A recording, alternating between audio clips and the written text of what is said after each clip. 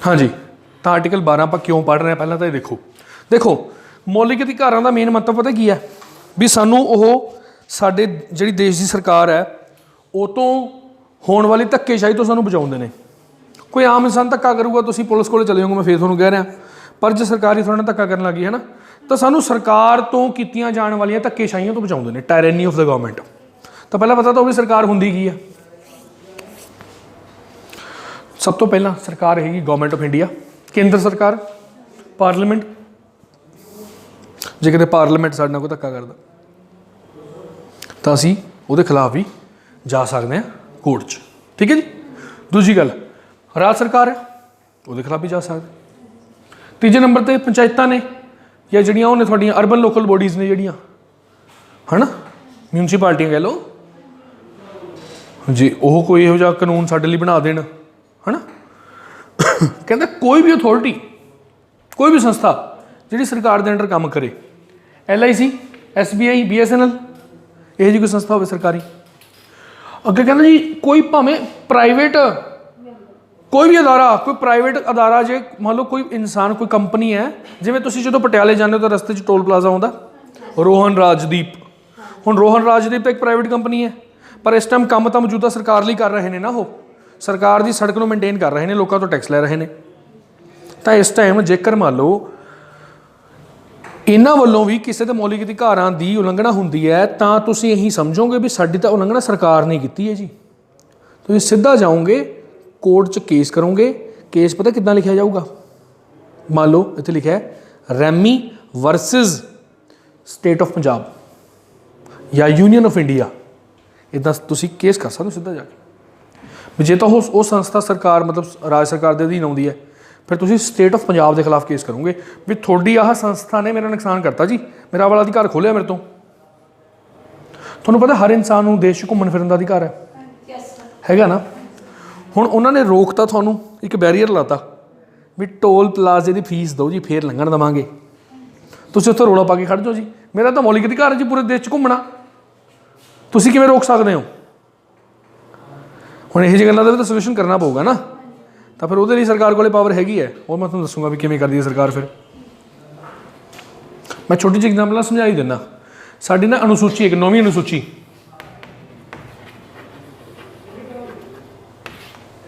ये पता क्यों बनाई गई सी।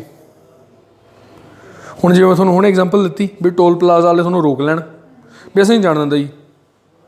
साडे संविधान च तां लिखिआ भी तुसीं किते मर्जी घूमो फिरो, आर्टिकल 19 कहंदा किते मर्जी घूमो फिरो, देश आओ जाओ, कोई दिक्कत नहीं।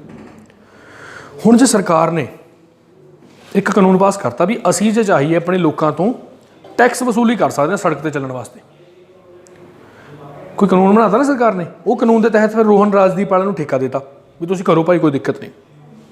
फिर वो कानून सरकार ना 9वीं अनुसूची च पा दूगी, ठीक है। हुण तुसीं इहनूं चैलेंज नहीं कर सकते अपना मौलिक अधिकार के रूप जो सरकार ने 9वीं अनुसूची च पाता। पर यदा मतलब ये नहीं हैगा जी भी तुसीं कोई इहो जिहा कानून बना के पा दो जिहड़ा साडे संविधान के मुढ़ले ढांचे नूं खराब करे। बेसिक स्ट्रक्चर नहीं चेंज होनी चाहिए। केशवानंद भारती केस च गल कहती सी 1973 च भी ठीक है तुसीं 100 कानून बनाओ, कोई दिक्कत नहीं, लोगों के मौलिक अधिकार लै लो भावें उन्हां तों, पर इदां नहीं, उहदी जिहड़ी आत्मा है ना उस कानून की, वह मौलिक अधिकार साडी जिहड़ी मुढ़ले ढांचे के खिलाफ नहीं होनी चाहिए। 9वीं अनुसूची भी समझ आ गई, इस करके बनाई गई सी। चलो हुण असीं गल करते हैं बई आह सरकार है, जे इन्हां चों कोई भी साडी मौलिक अधिकारां की उलंघना करता है तो असीं सीधा केस कर सकते हैं सुप्रीम कोर्ट सरकार के खिलाफ। क्लीयर हो गया गल। सिर्फ एक चीज़ में वांझा रखा गया, दैट इज़ अदालतां। अदालतां नहीं आउंदियां, सुप्रीम कोर्ट हाई कोर्ट नहीं आउंदी, ठीक है जी। यह पेपर ये जो लास्ट टाइम CTET का पेपर होया सी ना, लास्ट टाइम जो होया सी वो क्वेश्चन आया सी भी इनमें से राज्य, उन्हें राज्य ही कहेंगे ना स्टेट नूं, तो हिंदी च का अंग कौन सा नहीं है, तो ये नहीं था। तो आप एक लोगों ने नहीं पढ़िया सी आर्टिकल 12 तो फिर नहीं ला के आए जिवें मर्जी सी, ठीक है जी। चलिए अगे, क्योंकि यह तो सानू बचाउंदी है ना इन्हां तों। चलो हुण आर्टिकल 12 क्लीयर हो गया। आर्टिकल 13 पढ़िए। आर्टिकल 13 की कहता, हुण आपां राज तो पढ़ लिया ना भी राज की हुंदा, स्टेट की हुंदी है। सरकार होंदी है बस जिहड़ी कानून पास करती है। हुण देखो सरकार कदे भी कोई इहो जिहा कानून जे पास कर दे जिहड़ा साडे मौलिक अधिकारां नाल छेड़छाड़ करे या उन्होंने हटावे या उन्होंने उल्लंघना करे तो इहो जे कानून नूं हमेशा खत्म कर दिता जाऊगा। इहो जे कानून कदे लागू नहीं कराया जाऊगा साडे देश 'च। यानी जिहड़ियां साडीआं कोर्ट्स ने ना, हाई कोर्ट ते सुप्रीम कोर्ट ने ना, इन्हां नूं जिहड़ा आर्टिकल 13 है वो न्यायिक समीक्षा की शक्ति दिंदा भी तुसीं देखो। आर्टिकल 13 सुप्रीम कोर्ट या हाई कोर्ट नूं की कहंदा भी तुसीं देखो किते कोई इहो जिहा कानून तो नहीं बनाया जा रहा जिहदे नाल लोकां दे मौलिक अधिकारां ते कोई फर्क पवे, भंग होण किते हो। पर एक गल इह च लिखी गई सी, सुण लो, जेकर असीं संविधान च संशोधन करते हैं ਉਹਦੇ ਨਾਲ ਅਸੀਂ ਮੌਲਿਕ ਅਧਿਕਾਰਾਂ ਨੂੰ ਭੰਗ ਕਰ ਸਕਦੇ। ਠੀਕ ਹੈ ਜੀ, ਉਹਦੇ ਨਾਲ ਅਸੀਂ ਮੌਲਿਕ ਅਧਿਕਾਰਾਂ ਨੂੰ ਭੰਗ ਕਰ ਸਕਦੇ ਹਾਂ। ਇਹਨੇ ਵੈਸੇ ਕਿਹਾ ਸੀ ਕੋਈ ਹੋਰ ਕਾਨੂੰਨ, ਜਿਵੇਂ ਕਹਿੰਦਾ ਕੋਈ ਮੰਨ ਲਓ ਲਾਅ ਬਣਾਤਾ ਪਾਰਲੀਮੈਂਟ ਨੇ ਜਾਂ ਵਿਧਾਨ ਸਭਾ ਨੇ, ਰਾਸ਼ਟਰਪਤੀ ਜਾਂ ਗਵਰਨਰ ਨੇ ਕੋਈ ਆਰਡੀਨੈਂਸ ਪਾਸ ਕਰਤਾ ਜਾਂ ਕੋਈ ਆਰਡਰ ਹੈ, ਰੂਲ ਹੈ, ਰੈਗੂਲੇਸ਼ਨ ਹੈ, ਕਸਟਮ ਹੈ, ਕੋਈ ਵੀ ਇਹੋ ਜਿਹਾ ਕਾਨੂੰਨ, ਆਮ ਕਾਨੂੰਨ, ਇਹ ਜੋ ਕੋਈ ਵੀ ਆਮ ਕਾਨੂੰਨ ਨਹੀਂ ਬਣਾਇਆ ਜਾਊਗਾ ਜਿਹੜਾ ਮੌਲਿਕ ਅਧਿਕਾਰਾਂ ਨਾਲ ਛੇੜਛਾੜ ਕਰਦਾ ਹੋਵੇ। ਪਰ ਸੰਵਿਧਾਨ 'ਚ ਜੇ ਸੰਸ਼ੋਧਨ ਕੀਤਾ ਜਾਵੇ, ਸਪੈਸ਼ਲੀ ਜਿਵੇਂ ਸੰਸ਼ੋਧਨ ਕੀਤਾ ਗਿਆ ਨਾ 44ਵਾਂ, 31 ਆਰਟੀਕਲ ਨੂੰ ਪੱਟ ਕੇ ਚੱਕ ਕੇ ਬਾਹਰ ਮਾਰਿਆ, ਉਦੋਂ ਕੋਈ ਦਿੱਕਤ ਨਹੀਂ, ਉਦੋਂ ਨਹੀਂ ਇਹ ਗੱਲ ਲੱਗ ਹੁੰਦੀ। ਇਹ ਗੱਲ ਲਿਖੀ ਸੀ। ਪਰ ਸੁਪਰੀਮ ਕੋਰਟ ਨੇ ਕੇਸ਼ਵਾਨੰਦ ਭਾਰਤੀ ਕੇਸ 'ਚ ਗੱਲ ਕਹੀ ਸੀ, ਕਹਿੰਦੇ ਜੀ ਬਿੱਲੇ ਸ਼ੱਕ ਤੁਸੀਂ ਜੋ ਮਰਜ਼ੀ ਕਰ ਦਿਓ, ਕੋਈ ਦਿੱਕਤ ਨਹੀਂ, ਅਸੀਂ ਤੁਹਾਨੂੰ ਕੁਝ ਨਹੀਂ ਕਹਾਂਗੇ, ਤੁਸੀਂ ਛੇੜਛਾੜ ਵੀ ਕਰ ਦਿਓ ਮੌਲਿਕ ਅਧਿਕਾਰਾਂ ਨਾਲ, ਸਾਨੂੰ ਕੋਈ ਪ੍ਰੋਬਲਮ ਨਹੀਂ, ਪਰ ਸੰਵਿਧਾਨ ਦਾ ਮੁੱਢਲਾ ਢਾਂਚਾ ਨਾ ਛੇੜੀਓ। ਹੁਣ ਸੰਵਿਧਾਨ ਦਾ ਮੁੱਢਲਾ ਢਾਂਚਾ ਕੀ ਚੀਜ਼ ਹੈ ਜੀ, ਇਹਦੇ ਬਾਰੇ ਤਾਂ ਮੈਂ ਤੁਹਾਨੂੰ ਦੱਸ ਚੁੱਕਿਆ ਪਹਿਲਾਂ ਇੱਕ ਵਾਰੀ। ਇਹ 'ਚ ਬਹੁਤ ਚੀਜ਼ਾਂ ਹੁੰਦੀਆਂ ਨੇ, ਇੱਕ ਚੀਜ਼ ਨਹੀਂ ਆਉਂਦੀ, ਬਸ ਬੇਸਿਕ ਜਿਹੀਆਂ ਗੱਲਾਂ ਨੇ ਜਿਹੜੀਆਂ ਇਕੁਐਲਿਟੀ, ਫਰੀਡਮ, ਇਹ ਉਹ ਸਾਰਾ ਸੁਪਰੀਮ ਕੋਰਟ ਦੀਆਂ ਕਾਫੀ ਸਾਰੀਆਂ ਜੱਜਮੈਂਟ ਤੋਂ ਆਪਾਂ ਨੇ ਇਹਦਾ ਹਿਸਾਬ ਲਾਇਆ।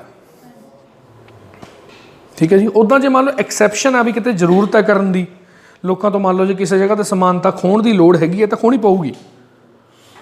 ਜਿਵੇਂ ਮੈਂ ਤੁਹਾਨੂੰ ਦੱਸਿਆ ਰਾਸ਼ਟਰਪਤੀ ਜਾਂ ਜਿਹੜੇ ਮੈਂਬਰ ਆਫ ਪਾਰਲੀਮੈਂਟ ਹੁੰਦੇ ਨੇ ਉਹਨਾਂ ਨੂੰ ਕੁਝ ਵਿਸ਼ੇਸ਼ ਅਧਿਕਾਰ ਹੁੰਦੇ ਨੇ, ਤਾਂ ਕਿਤੇ ਨਾ ਕਿਤੇ ਸਾਡੇ ਤੋਂ ਹੋਰ ਉੱਪਰ ਕਰਤਾ ਨਾ ਉਹਨਾਂ ਨੂੰ, ਪਰ ਉਹ ਕਰਨਾ ਬਣਦਾ ਵੀ ਹੈ, ਕਿਉਂਕਿ ਇੱਦਾਂ ਦਾ ਫਿਰ ਹਰੇਕ ਬੰਦੇ ਟੰਗ ਲਾ ਕੇ ਖੜ੍ਹ ਜੂਗਾ, ਕਿਉਂਕਿ ਰਾਸ਼ਟਰਪਤੀ ਮਹਾਮਹਿਮ ਹੁੰਦਾ ਸਾਡੇ ਦੇਸ਼ ਦਾ।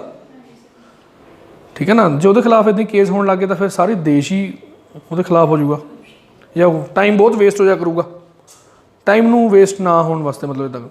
ਸੋ ਇਹ ਗੱਲ ਕਲੀਅਰ ਹੋ ਕਿ ਆਰਟੀਕਲ 13 ਕੀ ਕਹਿੰਦਾ, ਕੋਈ ਵੀ ਇਹੋ ਜਿਹਾ ਕਾਨੂੰਨ ਨਹੀਂ ਹੋ ਸਕਦਾ ਸਾਡੇ ਦੇਸ਼ 'ਚ ਜਿਹੜਾ ਮੌਲਿਕ ਅਧਿਕਾਰਾਂ ਨੂੰ ਭੰਗ ਕਰੇ।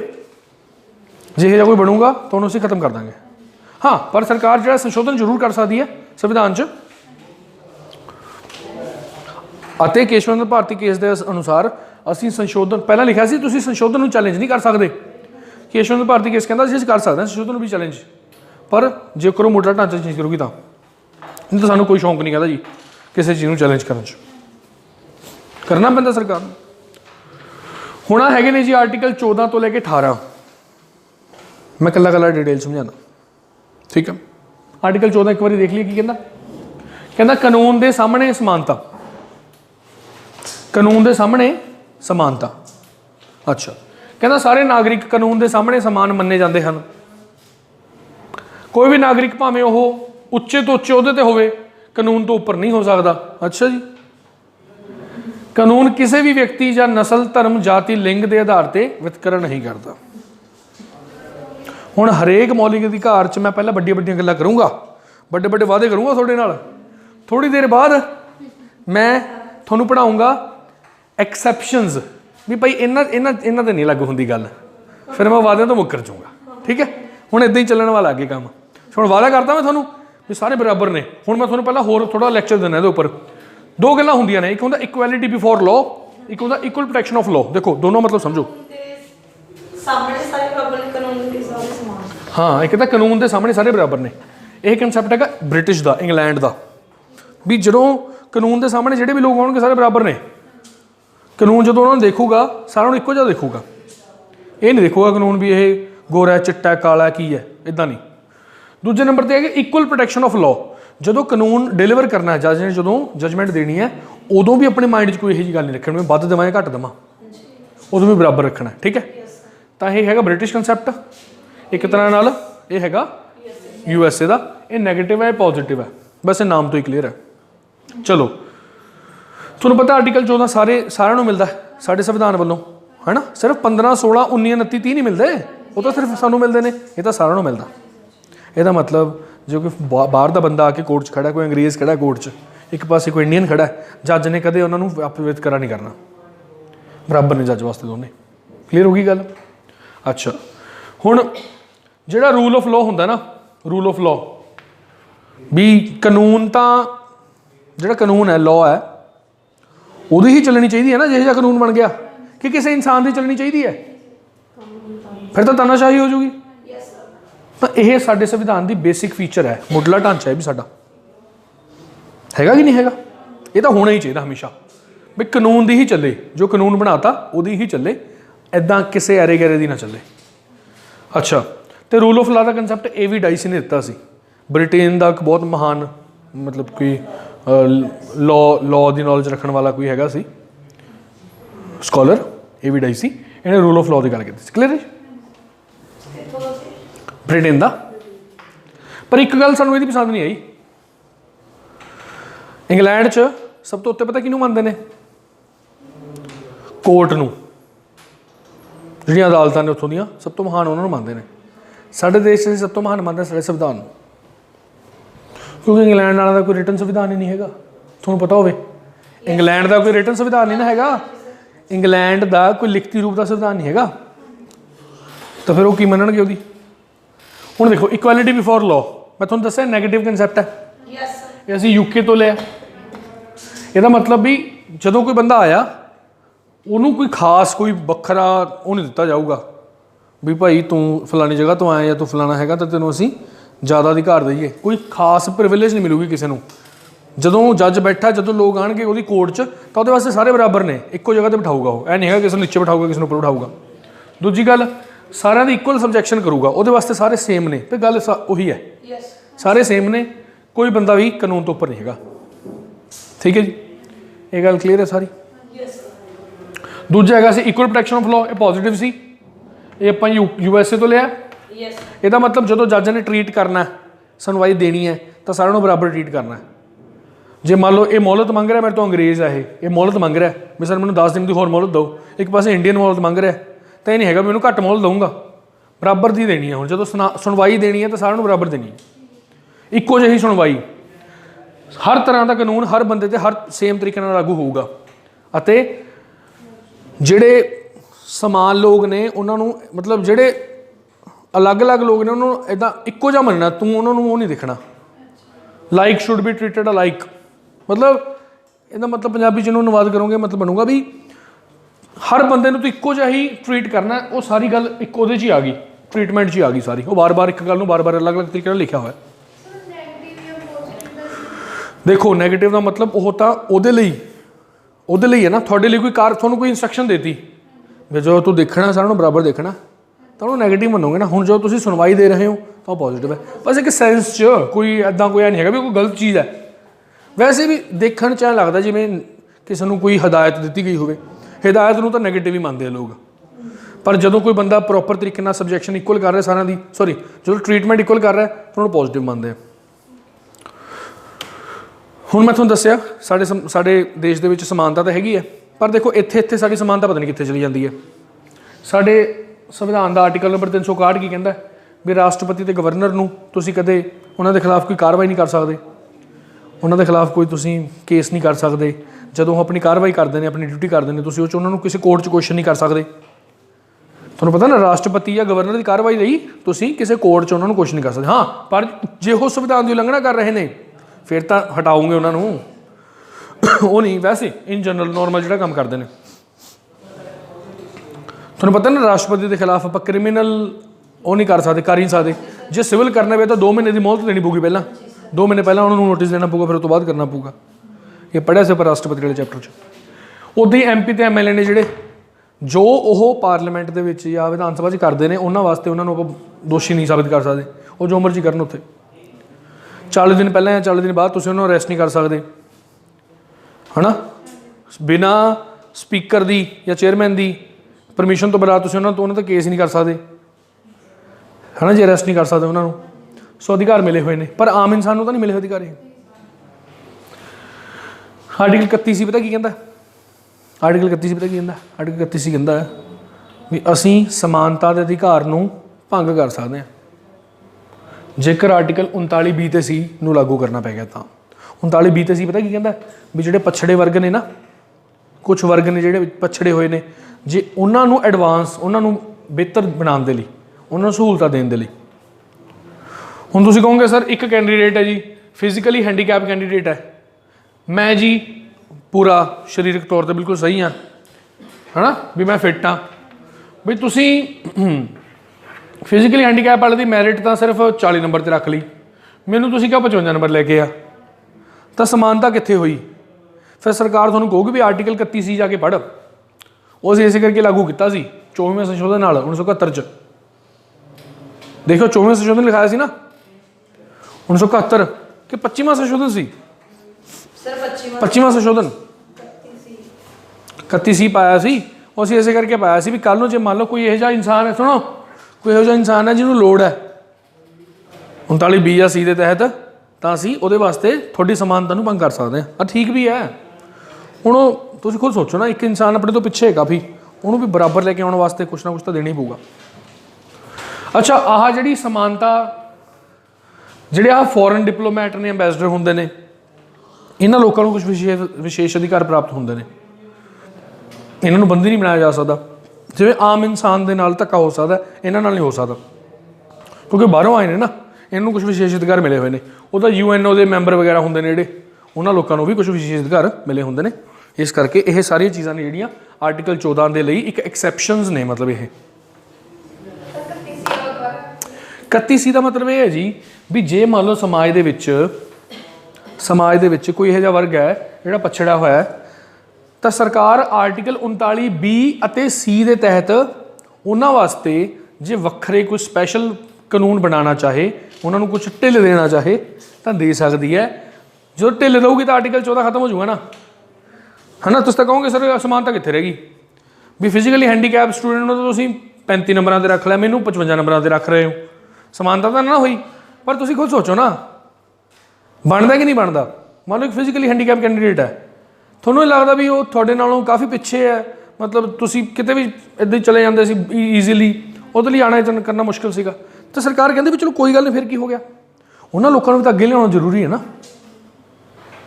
ਤਾਂ ਫਿਰ ਇਸ ਕਰਕੇ ਆਹ ਸਿਸਟਮ, ਮਤਲਬ ਕਹਿਣ ਦਾ ਮਤਲਬ ਇਕੁਐਲਿਟੀ ਨੂੰ, ਸਮਾਨਤਾ ਦੇ ਅਧਿਕਾਰ ਨੂੰ ਥੋੜ੍ਹਾ ਜਿਹਾ ਫਿੱਕਾ ਕਰ ਦਿੰਦਾ ਆਰਟੀਕਲ 31 ਕਰ ਰਿਹਾ ਕਿ ਨਹੀਂ ਕਰ ਰਿਹਾ? ਚਲੋ ਆਰਟੀਕਲ 15 ਪੜ੍ਹੀਏ। ਆਰਟੀਕਲ 15 ਕਹਿੰਦਾ ਜੀ ਵਿਤਕਰੇ ਦੀ ਮਨਾਹੀ, ਪ੍ਰੋਹਿਬਿਸ਼ਨ ਆਫ ਡਿਸਕ੍ਰਿਮੀਨੇਸ਼ਨ। ਵਿਤਕਰਾ ਨਹੀਂ ਹੋਊਗਾ ਤੁਹਾਡੇ ਨਾਲ। ਦੇਖੋ ਦੋ ਚੀਜ਼ਾਂ ਨੇ, ਦੋ ਤਰ੍ਹਾਂ ਦੀ ਚੀਜ਼ਾਂ ਹੁੰਦੀਆਂ। ਇੱਕ ਤਾਂ ਹੋ ਗਈ ਗਵਰਨਮੈਂਟ, ਹੈ ਨਾ, ਸਰਕਾਰ ਹੋ ਗਈ, ਜਾਂ ਸਟੇਟ ਕਹਿ ਲਓ। ਇੱਕ ਕੋਈ ਆਮ ਇਨਸਾਨ ਹੈ। ਪਹਿਲਾਂ ਮੈਂ ਗਵਰਨਮੈਂਟ ਦੀ ਗੱਲ ਕਰਦਾ। ਗਵਰਨਮੈਂਟ ਕਦੇ ਵੀ ਤੁਹਾਡੇ ਨਾਲ ਇਹਨਾਂ 5 ਚੀਜ਼ਾਂ ਦੇ ਆਧਾਰ 'ਤੇ, ਧਰਮ, ਨਸਲ, ਜਾਤ, ਲਿੰਗ ਜਾਂ ਜਨਮ, ਇਹਨਾਂ ਚੀਜ਼ਾਂ ਦੇ ਆਧਾਰ 'ਤੇ ਤੁਹਾਡੇ ਨਾਲ ਕਦੇ ਵੀ ਸਰਕਾਰ ਜਿਹੜੀ ਹੈ ਉਹ ਤੁਹਾਡੇ ਨਾਲ ਵਿਤਕਰਾ ਨਹੀਂ ਕਰੂਗੀ, ਕਿਸੇ ਤਰ੍ਹਾਂ ਦਾ ਕੋਈ ਭੇਦਭਾਵ ਨਹੀਂ ਕਰੂਗੀ। ਠੀਕ ਹੈ ਜੀ। ਮਤਲਬ ਡਿਸਕ੍ਰਿਮੀਨੇਸ਼ਨ ਦਾ ਮਤਲਬ ਭੇਦਭਾਵ ਹੁੰਦਾ ਨਾ, ਵਿਤਕਰਾ ਨਹੀਂ ਕਰੂਗੀ ਵੀ ਤੂੰ ਤਾਂ ਸਿੱਖ ਹੈ ਜਾਂ ਤੂੰ ਤਾਂ ਹਿੰਦੂ ਹੈ, ਇੱਦਾਂ ਦੀ ਗੱਲ ਨਹੀਂ ਕਰੂਗੀ ਸਰਕਾਰ। ਜਾਂ ਤੂੰ ਤਾਂ ਗੋਰਾ ਹੈ, ਜਾਂ ਤੂੰ ਤਾਂ ਕਾਲਾ ਹੈ, ਜਾਂ ਤੂੰ ਤਾਂ ਲੰਬਾ ਹੈ, ਨਸਲ ਤਾਂ ਹੀ ਹੁੰਦੀ ਹੈ ਨਾ। ਜਾਂ ਤੇਰੀ ਜਾਤੀ ਇਹ ਹੈ, ਤੂੰ ਬ੍ਰਾਹਮਣ ਹੈ ਜਾਂ ਛਤਰੀ ਹੈ, ਵੈਸ਼ ਹੈ ਜਾਂ ਸ਼ੂਦਰ ਹੈ, ਜਾਂ ਤੂੰ ਆਦਮੀ ਹੈ ਜਾਂ ਔਰਤ ਹੈ ਜਾਂ ਕੁਛ ਹੋਰ ਹੈ ਨਾ, ਟਰਾਂਸਜੈਂਡਰ ਹੈ, ਜਾਂ ਤੂੰ ਇੱਥੇ ਪੰਜਾਬ 'ਚ ਨਹੀਂ ਪੈਦਾ ਹੋਇਆ, ਤੂੰ ਹਰਿਆਣੇ 'ਚ ਪੈਦਾ ਹੋਇਆ, ਇਸ ਕਰਕੇ ਤੈਨੂੰ ਅਧਿਕਾਰ ਨਹੀਂ ਮਿਲਦਾ। ਇੱਦਾਂ ਦੀ ਤਾਂ ਕੋਈ ਗੱਲ ਨਹੀਂ। ਜੋ ਜੱਜ ਦੇ ਅੱਗੇ ਤੁਸੀਂ ਜਾਓਗੇ ਤਾਂ ਉਹਨੇ ਤਾਂ ਐਂ ਥੋੜ੍ਹੀ ਪੁੱਛਣਾ ਤੁਹਾਡੇ ਤੋਂ ਵੀ ਤੂੰ ਤਾਂ ਕੇਸ ਕਰ ਨਹੀਂ ਸਕਦਾ, ਤੂੰ ਹਰਿਆਣੇ ਦਾ। ਹਾਂ, ਉਹ ਕੁਛ ਕੁ ਕੇਸ ਇਹੋ ਜਿਹੇ ਹੋਣਗੇ ਜਿਹੜੇ ਰੱਖੇ ਗਏ ਹੋਣੇ, ਲੇਕਿਨ ਵੈਸੇ ਜਨਰਲ ਗੱਲ ਕਰਦੇ ਹਾਂ ਵੀ ਉਹਦਾ ਸਾਡੇ ਦੇਸ਼ 'ਚ, ਜੇ ਤੁਸੀਂ ਮੰਨ ਲਓ ਸਪੋਜ਼ ਕਰੋ, ਸਿੰਪਲ ਜੀ ਗੱਲ ਸੁਣ ਲਓ ਜੀ, ਤੁਸੀਂ ਮੰਨ ਲਓ ਕਿਸੇ ਜਗ੍ਹਾ 'ਤੇ ਜਾਣਾ, ਤਾਜ ਮਹਿਲ ਜਾਣਾ, ਤਾਜ ਮਹਿਲ ਜਾਓਗੇ, ਸਰਕਾਰ ਦੀ ਪਰਮਿਸ਼ਨ ਨਾਲ ਹੀ ਜਾਓਗੇ, ਟਿਕਟ ਲੈ ਕੇ, ਸਰਕਾਰ ਟਿਕਟ ਦਊਗੀ ਤੁਹਾਨੂੰ, ਸੰਦੇ ਜਾਓਗੇ, ਤਾਂ ਉੱਥੇ ਤੁਹਾਡੇ ਨਾਲ ਕੋਈ ਵਿਤਕਰਾ ਨਹੀਂ ਕੀਤਾ ਜਾਊਗਾ ਵੀ ਤੂੰ ਤਾਂ ਹਿੰਦੂ ਹੈ, ਤੂੰ ਤਾਂ ਤਾਜ ਮਹਿਲ 'ਚ ਆ ਨਹੀਂ ਸਕਦਾ, ਜਾਂ ਤੂੰ ਸਿੱਖ ਹੈ ਵਗੈਰਾ ਵਗੈਰਾ, ਇੱਦਾਂ ਦੀ ਕੋਈ ਗੱਲ ਨਹੀਂ। ਠੀਕ ਹੈ ਨਾ। ਸਰਕਾਰ ਤੁਹਾਡੇ ਨਾਲ ਕਦੇ ਇਹਨਾਂ 5 ਚੀਜ਼ਾਂ ਦੇ ਉੱਪਰ ਵਿਤਕਰਾ ਨਹੀਂ ਕਰੂਗੀ। ਕੀ ਕਿਸੇ ਹੋਰ ਚੀਜ਼ 'ਤੇ ਕਰ ਸਕਦੀ ਹੈ? 5 ਚੀਜ਼ਾਂ ਤੋਂ ਇਲਾਵਾ ਵੀ ਤਾਂ ਕਈ ਚੀਜ਼ਾਂ ਹੋਣਗੀਆਂ, ਕਰ ਸਕਦੀ ਹੈ। हरविंदर सर आ देखियो माड़ा जा, गल सही है कि नहीं? कर सकती है बाकी चीज़ों पर, ये तो सरकार की गल होगी। हुण मैं अपनी एग्जाम्पल लेना कि कोई आम इंसान वितकरा कर सकता इन्हां चीज़ों के आधार पर? कर सकता जी, करते भी हैं जी, करते भी होएंगे जी। नहीं करना चाहिए वैसे, है ना? भी नहीं, मतलब एक ट्यूशन पढ़ाने की गल है। मतलब मैं कहता जी मैं नहीं तेनों ट्यूशन पढ़ाता बई, मैं कहना सरकार है, मैं तो प्राइवेट हाँ, क्यों नहीं ट्यूशन पढ़ाता? हो सकता धर्म के आधार पर ना पढ़ावा भी मैं तो सिर्फ मान लो सिखा ट्यूशन पढ़ाऊँगा या कल हिंदुओं ट्यूशन पढ़ाऊँगा, ठीक है ना? तो इदा हो सकता।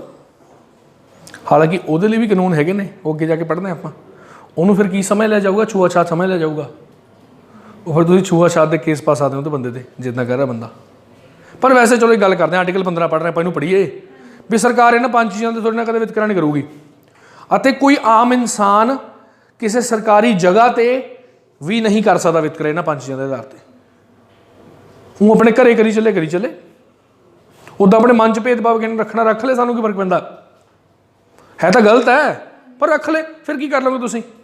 जे मान लो किसी ने ट्यूशन पढ़ानी है, कोई लड़की है वो ट्यूशन पढ़ाती है, वो नहीं कंफर्टेबल हैगी, सिर्फ वो लड़कियों ट्यूशन पढ़ाना चाहती है या बच्चों को ट्यूशन पढ़ाना चाहती है, बड़ा खास गल नहीं हैगी, कर सकती।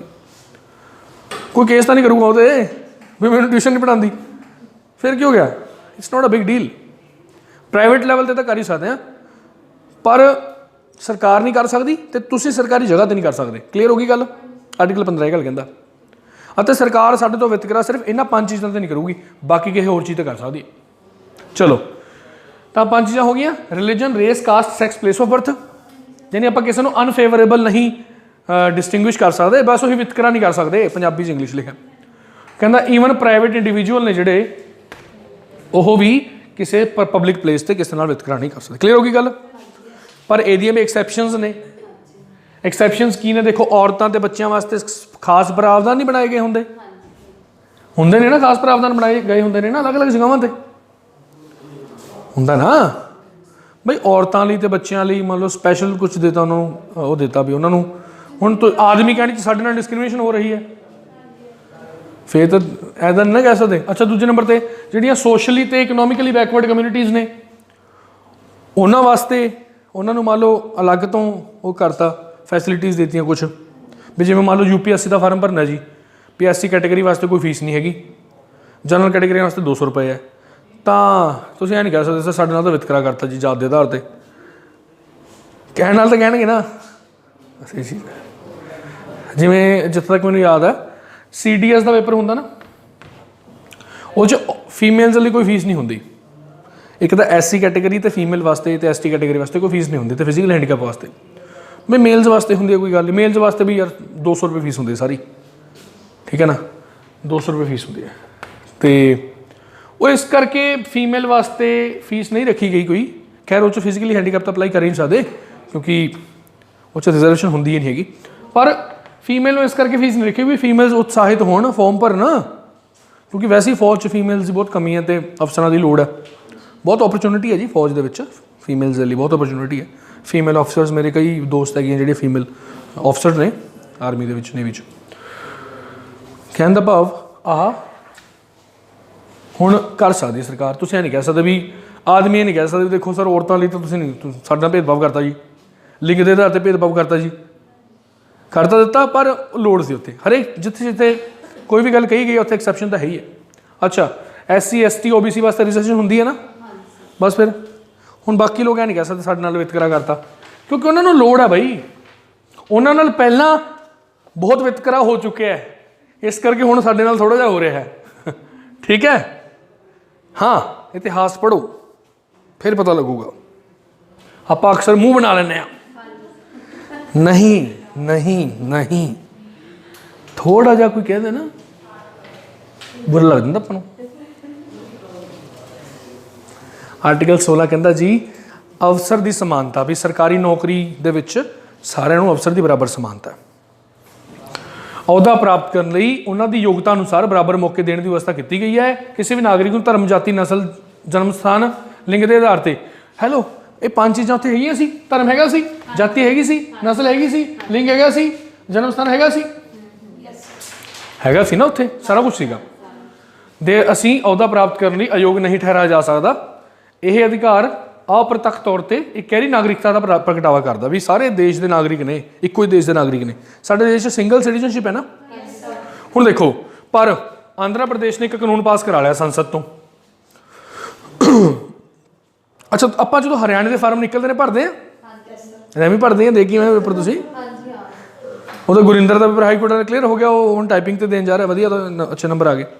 ਕਹਿਣ ਦਾ ਭਾਵ ਆਪਾਂ ਹਰਿਆਣੇ ਜਾ ਕੇ ਜੋਬ ਕਰ ਸਕਦੇ ਹਾਂ। ਆਪਾਂ ਜੰਮੂ ਕਸ਼ਮੀਰ ਛੱਡ ਦਿਓ, ਜੰਮੂ ਕਸ਼ਮੀਰ 'ਚ ਪਹਿਲਾਂ ਥੋੜ੍ਹਾ ਜਿਹਾ ਹੋਰ ਰੂਲ ਸੀ, ਹੁਣ ਆਪਾਂ ਕਰ ਸਕਦੇ ਜੰਮੂ ਕਸ਼ਮੀਰ 'ਚ ਵੀ। ਪਹਿਲਾਂ ਜੰਮੂ ਕਸ਼ਮੀਰ ਵਾਲਿਆਂ ਦੀ ਜੋਬ ਸਿਰਫ ਜੰਮੂ ਕਸ਼ਮੀਰ ਵਾਸਤੇ ਰੱਖੀ ਗਈ ਸੀ, ਪਰ IPS ਵਗੈਰਾ ਦੀ ਤਾਂ ਕੋਈ ਵੀ ਕਰ ਸਕਦਾ ਸੀ ਉੱਥੇ ਜਾ ਕੇ, ਇਹ ਜੀ ਕੋਈ ਗੱਲ ਨਹੀਂ। ਅੱਛਾ, ਆਪਾਂ ਹਿਮਾਚਲ ਜਾ ਕੇ ਜੋਬ ਕਰ ਸਕਦੇ ਹਾਂ, ਕਰ ਸਕਦੇ ਹਾਂ। ਹਿਮਾਚਲ ਵਾਲੇ ਇੱਥੇ ਆ ਕੇ ਜੋਬ ਕਰਦੇ ਨੇ। ਆ ਤੁਹਾਡੇ ਐਜੂਕੇਸ਼ਨ ਡਿਪਾਰਟਮੈਂਟ 'ਚ ਹਿਮਾਚਲ ਦੇ ਕਾਫੀ ਲੋਕ ਨੇ। ਮੇਰੇ ਖੁਦ ਦੇ ਕਈ ਟੀਚਰ ਨੇ ਜਿਹੜੇ ਹਿਮਾਚਲ ਤੋਂ ਬਿਲੋਂਗ ਕਰਦੇ, UP ਤੋਂ ਬਿਲੋਂਗ ਕਰਦੇ, ਉਹ ਪੰਜਾਬ ਸਰਕਾਰ 'ਚ ਆਪਣੇ ਮਾਸਟਰ ਗ੍ਰੇਡ ਦੀ ਪੋਸਟ 'ਤੇ ਹੈਗੇ ਨੇ। ਫਿਰ ਕੀ ਹੋ ਗਿਆ, ਉਹਨਾਂ ਨੇ ਇੱਥੇ ਆਏ। ਸਿਰਫ ਇੱਕ ਕੰਡੀਸ਼ਨ ਜ਼ਰੂਰ ਲਾਉਣ ਦੀ ਸਰਕਾਰ ਵੀ, ਪੰਜਾਬੀ ਪੜ੍ਹੀ ਹੋਣੀ ਚਾਹੀਦੀ 10ਵੀਂ ਕਲਾਸ 'ਚ। ਉਹ ਤਾਂ ਕੋਈ ਵੀ ਪੜ੍ਹ ਸਕਦਾ, ਕੋਈ ਦਿੱਕਤ ਤਾਂ ਨਹੀਂ। ਪਰ ਜੇ ਪਾਰਲੀਮੈਂਟ ਚਾਹੇ ਤਾਂ ਇਸ ਚੀਜ਼ ਨੂੰ ਇੱਕ ਸ਼ਰਤ ਬਣਾ ਸਕਦਾ ਨੌਕਰੀ ਲੈਣ ਵਾਸਤੇ। ਵੈਸੇ ਬਣਾਉਂਦਾ ਨਹੀਂ ਜਲਦੀ, ਸਿਰਫ ਆਂਧਰਾ ਪ੍ਰਦੇਸ਼ ਤੇ ਤੇਲੰਗਾਨਾ ਵਾਸਤੇ ਕਾਨੂੰਨ ਬਣਿਆ ਹੋਇਆ 1957 ਦਾ। ਹੋਰ ਕਿਸੇ ਸਟੇਟ 'ਚ ਰੂਲ ਨਹੀਂ ਹੈਗਾ ਵੀ ਜੇ ਤੁਸੀਂ ਉੱਥੇ ਨੌਕਰੀ ਕਰਨੀ ਹੈ ਤੁਹਾਨੂੰ ਉੱਥੇ ਦੀ ਹੋਣਾ ਜ਼ਰੂਰੀ ਹੈ। ਤੁਸੀਂ ਨਾਗਾਲੈਂਡ 'ਚ ਜਾ ਕੇ ਨਾਗਾਲੈਂਡ ਦੀ ਕੋਈ ਸਰਕਾਰੀ ਨੌਕਰੀ ਕਿਉਂ ਭਰ ਸਕਦੇ ਹੋ। ਕੇਰਲਾ ਜਾ ਕੇ ਕੇਰਲਾ ਦੀ ਨੌਕਰੀ ਭਰ ਦਿਓ, ਅੱਡ ਗੱਲ ਹੈ ਵੀ ਉੱਥੇ ਕੰਪੀਟੀਸ਼ਨ ਬਹੁਤ ਆਪਣੇ ਨਾਲ ਜ਼ਿਆਦਾ। ਠੀਕ ਹੈ, ਹਾਂ, ਉਹ ਜ਼ਰੂਰ ਸ਼ਰਤ ਜ਼ਰੂਰ ਲਾ ਸਕਦੇ ਵੀ ਭਾਈ ਮਲਿਆਲਮ ਆਉਣੀ ਚਾਹੀਦੀ ਹੈ, ਫਿਰ ਮਲਿਆਲਮ ਸਿੱਖੋ ਪਹਿਲਾਂ। ਉਹ ਇੰਨਾ ਕੁ ਤਾਂ ਬਣਦਾ ਵੀ ਹੈ ਨਾ, ਤੁਸੀਂ ਉੱਥੇ ਨੌਕਰੀ ਕਰਨਾ ਚਾਹੁੰਦੇ, ਉੱਥੇ ਦੀ ਲੈਂਗੁਏਜ ਤਾਂ ਆਉਣੀ ਚਾਹੀਦੀ ਹੈ। ਹੁਣ ਸਾਡੇ ਵੀ ਤਾਂ ਪੰਜਾਬੀ ਆ, ਪਹਿਲੀ ਸ਼ਰਤ ਹੁੰਦੀ ਹੈ ਵੀ 10ਵੀਂ ਕਲਾਸ ਪੰਜਾਬੀ ਪੜ੍ਹੀ ਹੋਣੀ ਜ਼ਰੂਰੀ ਹੈ। ਕੋਈ ਗੱਲ ਨਹੀਂ, ਪੰਜਾਬੀ ਪੜ੍ਹ ਲਓ, ਆ ਜਾਓ। ਅੱਛਾ, ਰਿਜ਼ਰਵੇਸ਼ਨ ਹੋ ਸਕਦੀ ਹੈ, ਪਰ ਇਹ ਐਕਸੈਪਸ਼ਨਸ ਨੇ ਨਾ। ਇੱਕ ਪਾਸੇ ਤਾਂ ਕਹਿੰਦਾ ਵੀ ਨਹੀਂ ਹੋਊਗੀ, ਕਿਸੇ ਨੂੰ ਕੋਈ ਕਿਸੇ ਤਰ੍ਹਾਂ ਦੀ ਕੋਈ ਭੇਦਭਾਵ ਨਹੀਂ ਕੀਤਾ ਜਾਊਗਾ, ਕਿਸੇ ਨਾਲ ਯੋਗ ਨਹੀਂ ਠਹਿਰਾਇਆ ਜਾਊਗਾ, ਪਰ ਐਕਸੈਪਸ਼ਨਸ ਤਾਂ ਹੈਗੀਆਂ। ਅੱਛਾ, ਇੱਕ ਹੋਰ ਐਕਸੈਪਸ਼ਨ ਹੈ, ਤੁਹਾਨੂੰ ਪਤਾ ਆਰਮੀ ਦੇ ਆਪਣੇ ਧਾਰਮਿਕ ਅਦਾਰੇ ਵੀ ਹੁੰਦੇ, ਜਿਵੇਂ ਆਰਮੀ ਦੇ ਵਿੱਚ ਉਹਨਾਂ ਦੇ ਗੁਰਦੁਆਰੇ ਵੀ ਹੁੰਦੇ ਹੈ, ਉਹਨਾਂ ਦੇ ਮੰਦਰ ਵੀ ਹੁੰਦੇ ਆ, ਚਰਚਿਸ ਵੀ ਹੁੰਦੀਆਂ ਆਰਮੀ ਦੇ ਵਿੱਚ ਨਾ, ਜਿਹੜੇ ਕਿਉਂਕਿ ਕਮਾਂਡ ਉਹਨਾਂ ਦੀ ਮੰਨ ਲਓ ਕਿੱਥੇ ਕੀ ਪਤਾ ਕਿੱਥੇ ਪੋਸਟਿੰਗ ਹੈ, ਤਾਂ ਉੱਥੇ ਉਹ ਗੁਰਦੁਆਰੇ ਵੀ ਹੁੰਦੇ ਉਹਨਾਂ ਦੇ, ਅਤੇ ਉਹਦੇ ਜਿਹੜੇ ਗ੍ਰੰਥੀ ਹੁੰਦੇ ਨੇ ਉਹਦੀਆਂ ਪੋਸਟਾਂ ਵੀ ਨਿਕਲਦੀਆਂ ਹੁੰਦੀਆਂ ਨੇ। ਸੁਣਿਆ ਕਦੇ ਆਰਮੀ 'ਚ ਗ੍ਰੰਥੀ ਦੀਆਂ ਪੋਸਟਾਂ ਨਿਕਲੀਆਂ ਐਂਡ ਆਲ ਦੈਟ ਹੁੰਦਾ, ਨਿਕਲਦੀਆਂ ਨਾ। ਚਰਚ ਦੇ ਪਾਦਰੀ ਦੀਆਂ ਪੋਸਟਾਂ ਨਿਕਲਦੀਆਂ, ਕਿਉਂਕਿ ਉਦੋਂ ਫਿਰ ਉੱਥੇ ਦੇ ਲੋਕ ਜਿਹੜੇ ਨੇ ਉਹ ਧਰਮ ਦੀ ਮੰਗ ਕਰਦੇ ਨੇ, ਧਰਮ ਦੇ ਅਧਿਕਾਰ ਦੀ ਮੰਗ ਕਰਦੇ ਨੇ। ਸਰਕਾਰ ਫਿਰ ਉਹਨਾਂ ਨੂੰ ਗੁਰਦੁਆਰਾ, ਮੰਦਰ, ਚਰਚ ਬਣਾ ਕੇ ਦੇ ਦਿੰਦੀ ਆ। ਪਰ ਸਾਰਾ ਕੁਝ ਬਣਾ ਕੇ ਦੇਣਾ ਪੈਂਦਾ ਸਰਕਾਰ ਨੂੰ, ਜਿੰਨੇ ਧਰਮ ਦੇ ਲੋਕ ਉੱਥੇ ਹੈਗੇ ਨੇ। ਇਹ ਨਹੀਂ ਹੈਗਾ ਇਕੱਲਾ ਗੁਰਦੁਆਰਾ ਬਣਾਤਾ, ਠੀਕ ਹੈ ਨਾ। ਤਾਂ ਕਹਿਣ ਦਾ ਮਤਲਬ ਗੁਰਦੁਆਰੇ 'ਚ ਤਾਂ ਹੁਣ ਗ੍ਰੰਥੀ ਬੈਠੂਗਾ ਨਾ, ਗੁਰਦੁਆਰੇ 'ਚ ਪਾਦਰੀ ਨੂੰ ਤਾਂ ਨਹੀਂ ਬਿਠਾ ਸਕਦੇ। ਉਹਦੇ ਵਾਸਤੇ ਵੀ ਕਹਿੰਦੇ ਸਪੈਸ਼ਲ ਅਸੀਂ ਐਕਸੈਪਸ਼ਨ ਦੇ ਸਕਦੇ ਹਾਂ ਕਿਤੇ। ਉੱਥੇ ਤੁਸੀਂ ਰੌਲਾ ਪਾ ਕੇ ਖੜ੍ਹ ਜਾਓ, ਮੈਨੂੰ ਬਣਾਓ ਜੀ ਮਸਜਿਦ ਦੇ ਵਿੱਚ, ਮੈਨੂੰ ਬਣਾਓ ਇਮਾਮ। ਉਹ ਕਹਿਣਗੇ ਵੀਰੇ ਇਹ ਤਾਂ ਮੁਸਲਮਾਨ ਹੀ ਬਣੂਗਾ, ਸਿੱਖ ਥੋੜ੍ਹੀ ਬਣ ਜਾਊਗਾ, ਜਾਂ ਤਾਂ ਫਿਰ ਨੌਲੇਜ ਹੋਣੀ ਚਾਹੀਦੀ ਤੈਨੂੰ, ਠੀਕ ਹੈ। ਸੋ ਇੱਦਾਂ ਐਕਸੈਪਸ਼ਨ ਜ਼ਰੂਰ ਹੁੰਦੀਆਂ ਨੇ, ਪਰ ਆਮ ਤੌਰ 'ਤੇ ਮਿਲਦਾ ਸਾਰਿਆਂ ਨੂੰ, ਠੀਕ ਹੈ ਜੀ। ਆਰਟੀਕਲ 17 ਮੁੱਖ ਦੀ ਗੱਲ ਇਹ ਹੈ ਜੀ ਵੀ ਸਪੋਜ਼ ਕਰੋ ਹਰਿਆਣਾ ਸਰਕਾਰ ਜਾਂ ਪੰਜਾਬ ਸਰਕਾਰ ਜਾਂ ਕੋਈ ਵੀ ਸਰਕਾਰ ਇੱਦਾਂ ਨਹੀਂ ਲਿਖ ਸਕਦੀ ਵੀ ਅਸੀਂ ਨੌਕਰੀ ਸਿਰਫ ਆਪਣੇ ਉਹਨੂੰ ਦੇਵਾਂਗੇ। ਜੇ ਇੱਦਾਂ ਲਿਖਣਾ ਤਾਂ ਪਹਿਲਾਂ ਉਹਨਾਂ ਨੂੰ ਪਾਰਲੀਮੈਂਟ ਤੋਂ ਲਾਅ ਪਾਸ ਕਰਾਉਣਾ ਪਊਗਾ, ਔਰ ਹੁਣ ਤੱਕ ਸਿਰਫ ਇੱਕ ਸਟੇਟ ਨੇ ਹੀ ਲਾਅ ਪਾਸ ਕਰਾਇਆ। ਹਾਂਜੀ, ਹਾਂ, ਆਂਧਰਾ ਪ੍ਰਦੇਸ਼ ਤੇਲੰਗਾਨਾ ਪਹਿਲਾਂ ਇਕੱਠੇ ਹੁੰਦਾ ਸੀ ਨਾ, ਇਸ ਕਰਕੇ ਚਲੋ 2 ਹੋ ਗਏ, ਠੀਕ ਹੈ ਜੀ। ਅੱਛਾ, ਆਰਟੀਕਲ 17 ਕਹਿੰਦਾ ਛੂਆ-ਛਾਤ ਵਿਰੁੱਧ ਅਧਿਕਾਰ। ਹੁਣ ਦੇਖੋ ਬਹੁਤ ਇੰਪੋਰਟੈਂਟ ਹੈ ਇਹ। ਕਹਿੰਦਾ ਜੀ ਭਾਰਤ ਸਮਾਜ ਵਿੱਚ ਸਦੀਆਂ ਤੋਂ ਚੱਲੀ ਆ ਰਹੀ, ਇਹ ਸਾਨੂੰ ਗਰਵ ਹੋਣਾ ਚਾਹੀਦਾ ਵੀ ਛੂਆ-ਛਾਤ ਅਸੀਂ ਸ਼ੁਰੂ ਤੋਂ ਕਰਦੇ ਆ ਰਹੇ ਹਾਂ। ਸਾਡੇ ਸੰਵਿਧਾਨ 'ਚ ਛੂਆ-ਛਾਤ ਦੀ ਡੈਫੀਨੇਸ਼ਨ ਵੀ ਲਿਖੀ। ਸਾਡੇ ਜਿਹੜੇ ਫਾਊਂਡਿੰਗ ਫਾਦਰ ਸੀਗੇ ਉਹਨਾਂ ਨੂੰ ਪਤਾ ਤਾਂ ਹੈਗਾ ਨਾ ਛੂਆ-ਛਾਤ ਕੀ ਹੁੰਦੀ ਹੈ, ਇਹਨਾਂ ਨੂੰ ਦੱਸਣ ਦੀ ਲੋੜ ਥੋੜ੍ਹੀ ਹੈ। ਛੂਆ-ਛਾਤ ਤਾਂ ਹੁੰਦੀ ਸੀ ਜੀ, ਹੁੰਦੀ ਹੈ, ਹੁਣ ਵੀ ਹੁੰਦੀ ਹੈ। ਮੈਂ ਦੇਖਿਆ, ਖੁਦ ਦੇਖਿਆ।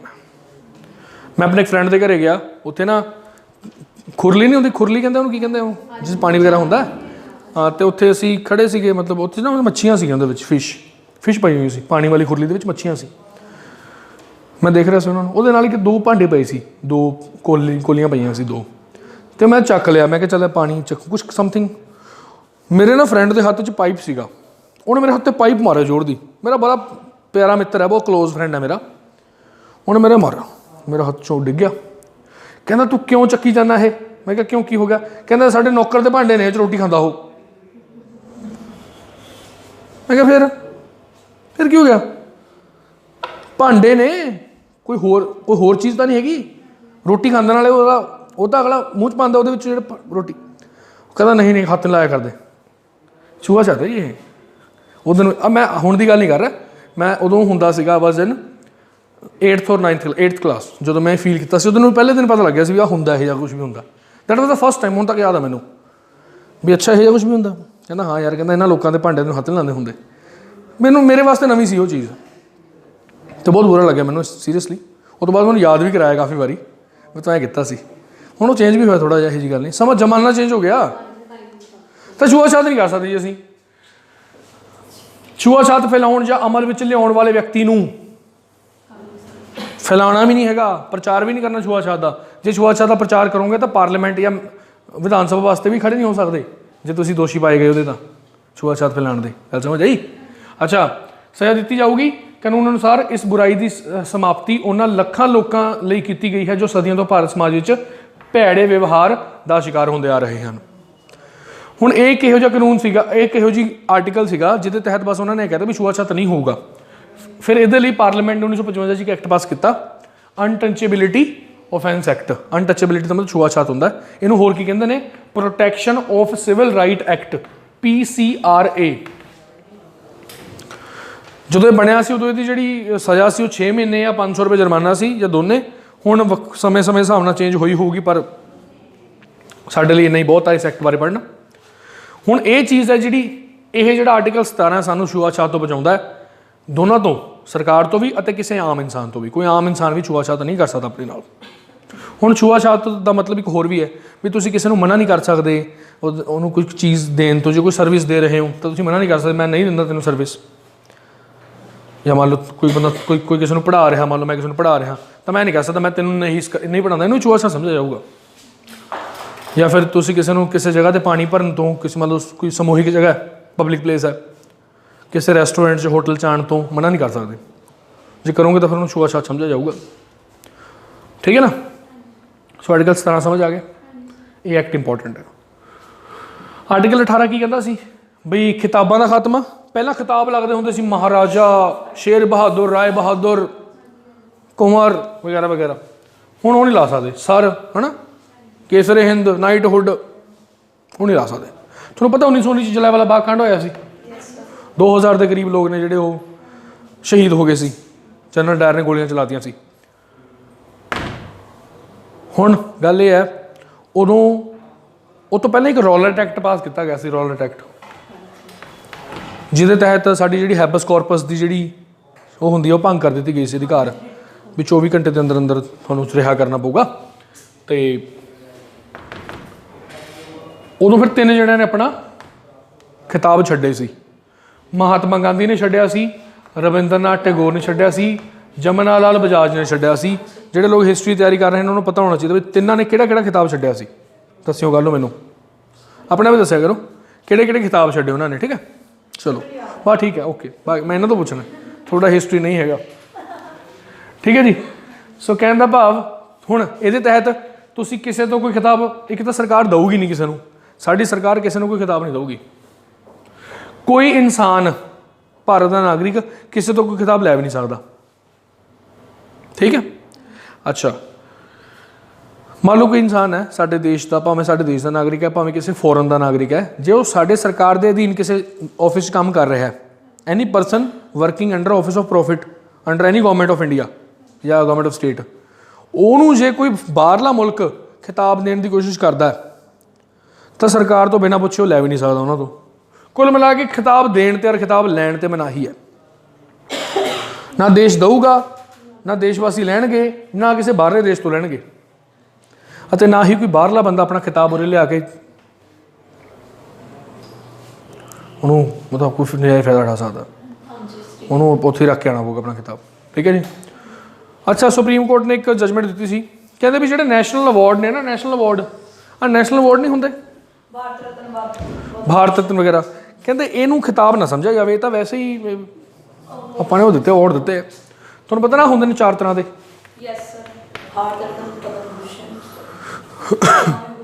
1954 ਸ਼ੁਰੂ ਹੋਏ ਸੀ, ਕਾਂਗਰਸ ਗਵਰਨਮੈਂਟ ਸ਼ੁਰੂ ਕੀਤੇ ਸੀ। ਮੈਨੂੰ ਕੱਲ੍ਹ ਦੱਸਿਓ ਤੁਸੀਂ ਹਿਸਟਰੀ ਵਾਲੇ, ਜਦੋਂ ਭਾਰਤ ਰਤਨ ਸਭ ਤੋਂ ਪਹਿਲਾਂ 3 ਜਣਿਆਂ ਨੂੰ ਕਹਿਣਾ ਦਿੱਤਾ ਸੀ। ਸਭ ਤੋਂ ਪਹਿਲਾਂ ਭਾਰਤ ਰਤਨ ਜਿਹੜਾ ਮਿਲਿਆ ਉਹ 3 ਜਣਿਆਂ ਨੂੰ ਕਿਹੜਿਆਂ ਨੂੰ ਮਿਲਿਆ ਸੀ ਪਹਿਲੇ ਵਾਰ ਫਸਟ ਟਾਈਮ। ਠੀਕ ਹੈ, ਇੱਕ ਗੱਲ ਹੋਰ ਦੱਸੋਗੇ ਤੁਸੀਂ ਮੈਨੂੰ ਵੀ ਭਾਰਤ ਰਤਨ ਹੁਣ ਤੱਕ 2 ਬਾਹਰਲੇ ਮੁਲਕ ਦੇ ਲੋਕਾਂ ਨੂੰ ਮਿਲ ਚੁੱਕਿਆ, ਫੋਰਨਰਸ ਨੂੰ ਮਿਲ ਚੁੱਕਿਆ। 2 ਬੰਦੇ ਸੀ ਬਾਹਰਲੇ ਮੁਲਕ ਦੇ, ਇੱਕ ਪਾਕਿਸਤਾਨ ਦੇ ਸੀ, ਇੱਕ ਸਾਊਥ ਅਫਰੀਕਾ ਦੇ ਸੀ। ਉਹਨਾਂ ਨੂੰ ਵੀ ਅਸੀਂ ਦੇ ਚੁੱਕੇ ਹਾਂ ਭਾਰਤ ਰਤਨ। ਉਹ ਦੱਸਿਓ ਉਹਨਾਂ ਦਾ ਨਾਮ ਕੀ ਹੈ। ਠੀਕ ਹੈ, ਚਲੋ ਫਿਰ ਉਸ ਤੋਂ ਬਾਅਦ ਮੋਰਾਰਜੀ ਦੇਸਾਈ ਨੇ ਬੰਦ ਕਰਤੇ, ਫਿਰ ਇੰਦਰਾ ਗਾਂਧੀ ਨੇ ਦੁਬਾਰਾ ਸ਼ੁਰੂ ਕਰਤੇ। ਪਰ ਤੁਸੀਂ ਭਾਰਤ ਰਤਨ ਦਾ ਪ੍ਰਯੋਗ ਐਜ਼ ਆ ਖਿਤਾਬ ਨਹੀਂ ਕਰ ਸਕਦੇ। ਕਿਤੇ ਤੁਸੀਂ ਕਿਸੇ ਜਗ੍ਹਾ 'ਤੇ ਜਾ ਰਹੇ ਹੋ ਤਾਂ ਉੱਥੇ ਲਿਖ ਦਿਓ ਜੀ ਆਪਣਾ ਨਾਮ ਲਿਖ ਕੇ ਭਾਰਤ ਰਤਨ ਬ੍ਰੈਕਟ 'ਚ, ਇੱਦਾਂ ਨਹੀਂ ਤੁਸੀਂ ਨਜਾਇਜ਼ ਫਾਇਦਾ ਉਠਾ ਸਕਦੇ ਹੋ। ਹੁਣ ਕਈ ਲੋਕ ਕਹਿੰਦੇ ਜੀ ਮਹਾਰਾਣੀ ਪ੍ਰਨੀਤ ਕੌਰ ਤਾਂ ਮਹਾਰਾਣੀ ਲਾਉਂਦੇ ਆਪਣੇ ਨਾਮ ਦੇ ਅੱਗੇ, ਕਹਿੰਦੇ ਹੈ ਨਾ, ਨਹੀਂ ਲਾਉਂਦੀ ਉਹ, ਬਾਕੀ ਲੋਕ ਲਾਉਂਦੇ ਹੈ। ਠੀਕ ਹੈ ਕਿ ਨਹੀਂ? ਉਹਨਾਂ ਦਾ ਨਾਮ ਹੈਗਾ ਡਾਕਟਰ ਪ੍ਰਨੀਤ ਕੌਰ। ਬਸ ਆਪਾਂ ਹੁਣ ਕਹੀ ਜਾਣਾ ਤਾਂ ਫਿਰ ਕਹੀ ਜਾਓ ਭਾਈ, ਕੌਣ ਰੋਕਦਾ?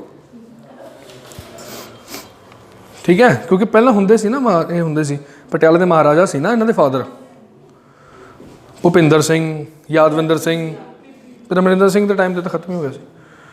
ਸੋ ਕਲੀਅਰ ਹੈ ਜੀ। ਸਾਨੂੰ ਗੱਲ ਕਰਦੇ ਸੀ, ਅਸੀਂ ਗੱਲ ਕਰਦੇ ਸੀ ਮਤਲਬ ਅਸੀਂ ਕਿਸੇ ਤਰ੍ਹਾਂ ਦਾ ਖਿਤਾਬ ਨਹੀਂ ਸਾਡੇ ਦੇਸ਼ ਯੂਜ਼ ਹੋਊਗਾ। ਬਸ ਜੀ, ਹੈਗੇ ਸੀ ਆਰਟੀਕਲ 14 ਤੋਂ ਲੈ ਕੇ 18 ਸਮਾਨਤਾ ਦਾ ਅਧਿਕਾਰ। 14, 15, 16, 17, 18 ਕਲੀਅਰ ਹੋ ਗਿਆ। ਹੁਣ ਕਰ ਲਈਏ, ਬੋਲੋ ਅੱਗੇ 19 ਤੋਂ 22 ਵੀ, ਜਾਂ ਕੱਲ੍ਹ ਦਾ ਦਿਨ ਲਾ ਕੇ ਥੋੜ੍ਹਾ ਹੋਰ ਜ਼ਿਆਦਾ ਇਹਨੂੰ ਡਿਟੇਲ 'ਚ ਕਰਨਾ, ਮੈਨੂੰ ਕੋਈ ਦਿੱਕਤ ਨਹੀਂ, ਜਾਇਜ਼ ਵਿਸ਼ ਕਰ ਲੈਂਦੇ ਹਾਂ। ਚਲੋ ਆਰਟੀਕਲ 19 ਤੋਂ 22 ਕਾਹਦੀ ਗੱਲ ਕਰਦਾ ਜੀ? ਸੁਤੰਤਰਤਾ ਜਾਂ ਆਜ਼ਾਦੀ ਦਾ ਅਧਿਕਾਰ, ਹੈ ਨਾ? ਆਰਟੀਕਲ 19 ਤੋਂ 22 ਹੈ ਨਾ? 19, 20, 21, 22 ਦੇਖੋ ਆਰਟੀਕਲ 19 ਗੱਲ ਕਰਦਾ ਜੀ, ਆਹ ਗੱਲ ਕਰਦਾ ਆਰਟੀਕਲ 19 6 ਤਰ੍ਹਾਂ ਦੀ ਆਜ਼ਾਦੀ ਦਿੰਦਾ ਸਾਨੂੰ। ਸਭ ਤੋਂ ਪਹਿਲਾਂ ਵਿਚਾਰ ਪ੍ਰਗਟਾਉਣ ਤੇ ਭਾਸ਼ਣ ਦੇਣ ਦੀ ਆਜ਼ਾਦੀ। ਦੂਜਾ ਬਿਨਾਂ ਹਥਿਆਰਾਂ ਦੇ ਇਕੱਠੇ ਹੋਣ ਦੀ ਆਜ਼ਾਦੀ। ਤੀਜਾ ਜੀ ਭਾਰਤ ਵਿੱਚ ਘੁੰਮਣ ਫਿਰਨ ਦੀ ਆਜ਼ਾਦੀ। ਚੌਥਾ ਹੈਗਾ ਸੰਘ ਅਤੇ ਯੂਨੀਅਨ ਬਣਾਉਣ ਦੀ ਆਜ਼ਾਦੀ। ਸੰਘ ਯੂਨੀਅਨ ਅਸੀਂ ਕੋਆਪਰੇਟਿਵ ਸੁਸਾਇਟੀ ਵੀ ਬਣਾ ਸਕਦੇ ਹਾਂ, ਰਜਿਸਟਰ ਕਰਾ ਸਕਦੇ ਹਾਂ। ਦੇਸ਼ ਦੇ ਕਿਸੇ ਵੀ ਭਾਗ 'ਚ ਨਿਵਾਸ ਕਰਨ ਦੀ ਆਜ਼ਾਦੀ, ਨਿਵਾਸ ਆਪਣਾ ਘਰ ਬਣਾਓ ਜਾ ਕੇ। ਕੋਈ ਵੀ ਕਿੱਤਾ ਵਪਾਰ ਧੰਦਾ ਕਰਨ ਦੀ ਆਜ਼ਾਦੀ। ਹੁਣ ਦੇਖੋ ਹਰੇਕ ਚੀਜ਼ ਦੇ ਪਿੱਛੇ ਐਕਸੈਪਸ਼ਨਸ ਹੈਗੀਆਂ ਨੇ, ਪਰ ਐਕਸੈਪਸ਼ਨਸ ਪੜ੍ਹਾਉਣ ਤੋਂ ਪਹਿਲਾਂ ਮੈਂ ਤੁਹਾਨੂੰ ਇਹ ਦੱਸਾਂ ਵੀ ਆਹ ਜਿਹੜਾ ਸਭ ਤੋਂ ਮਹੱਤਵਪੂਰਨ ਹੈ ਨਾ, ਵਿਚਾਰ ਪ੍ਰਗਟਾਉਣ ਤੇ ਭਾਸ਼ਣ ਦੇਣ ਦੀ ਆਜ਼ਾਦੀ। ਤੁਸੀਂ ਆਪਣੇ ਵਿਚਾਰ ਪ੍ਰਗਟਾ ਸਕਦੇ ਹੋ, ਭਾਸ਼ਣ ਦੇ ਸਕਦੇ ਹੋ, ਆਹ ਸਾਰੇ ਅਧਿਕਾਰ ਨੇ ਤੁਹਾਡੇ ਕੋਲੇ। ਸਭ ਤੋਂ ਪਹਿਲਾਂ ਤੁਸੀਂ ਆਪਣੇ ਵਿਚਾਰਾਂ ਨੂੰ ਵਿਅਕਤ ਕਰ ਸਕਦੇ ਹੋ, ਲੋਕਾਂ ਦੇ ਅੱਗੇ ਜਾ ਕੇ ਉਹਨਾਂ ਦਾ ਰੱਖ ਸਕਦੇ ਹੋ, ਲੋਕਾਂ ਦੇ ਸਮਿਕਸ਼, ਹੈ ਨਾ? ਦੂਜੇ ਨੰਬਰ 'ਤੇ ਪ੍ਰੈਸ ਦੀ ਹਮੇਸ਼ਾ ਫਰੀਡਮ ਰਹੂਗੀ। ਹਾਲਾਂਕਿ 42ਵੇਂ ਸੰਸ਼ੋਧਨ ਨੇ 1976 'ਚ ਇਹਦੇ ਉੱਪਰ ਕੁਝ ਪਾਬੰਦੀਆਂ ਲਾਤੀਆਂ ਸੀ, ਪਰ 44ਵੇਂ ਸੰਸ਼ੋਧਨ ਨੇ ਫਿਰ ਹਟਾਤੀਆਂ ਸੀ। ਠੀਕ ਹੈ ਬਈ, ਕਮਰਸ਼ੀਅਲ ਐਡਵਰਟੀਜ਼ਮੈਂਟ ਤੁਸੀਂ ਐਡ ਕਰਾਓ, ਪਰਚੇ 'ਚ ਪਾਓ, ਐਡ ਕਰਾਓ, ਕੋਈ ਦਿੱਕਤ ਤੁਹਾਨੂੰ ਕੋਈ ਨਹੀਂ ਰੋਕੂਗਾ ਆਪਣੇ ਸਮਾਨ ਦੀ। ਅੱਛਾ, ਉਸ ਤੋਂ ਬਾਅਦ ਕੋਈ ਵੀ ਤੁਹਾਡੇ ਫੋਨ ਦੀ ਟੈਪਿੰਗ ਨਹੀਂ ਕਰ ਸਕਦਾ। ਇੱਦਾਂ ਤਾਂ ਫਿਰ ਦੇਖੋ ਗਲਤ ਹੋ ਗਿਆ ਨਾ, ਤੁਸੀਂ ਪਰਸਨਲ ਗੱਲ ਕਰਨੀ ਕਿਸੇ ਨਾਲ, ਇੱਦਾਂ ਕਿੱਦਾਂ ਟੈਪ ਕਰ ਸਕਦਾ ਕੋਈ ਕਿਸੇ ਨੂੰ?